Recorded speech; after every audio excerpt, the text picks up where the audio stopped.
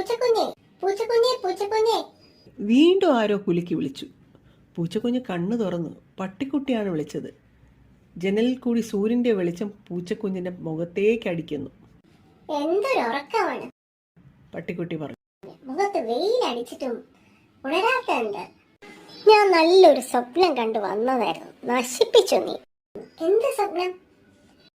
ആ മതിലിനപ്പുറമുള്ള പറമ്പില്ലേ, പഴയ വീടുള്ള, അവിടൊക്കെ ഞാൻ പോയി. എന്തൊക്കെയാണെന്നോ, പറക്കുന്ന ചെറിയ ആന, പാൽ വെള്ളച്ചാട്ടം, പാൽ കട്ടി, പുഴ, വിചാരിച്ചാൽ ഉടനെ മീൻ, ഇറച്ചി, അങ്ങനെ ഒരു അത്ഭുത ലോകം. മണ്ടം പൂച്ചക്കുഞ്ഞെ, എന്തൊരു വിഡ്ഢിത്തം നിറഞ്ഞ സ്വപ്നം. പൂച്ചക്കുഞ്ഞ് ദേഷ്യത്തിൽ മറുപടി ഒന്നും പറയാതെ എണീറ്റ് പാല് കുടിക്കാൻ പോയി.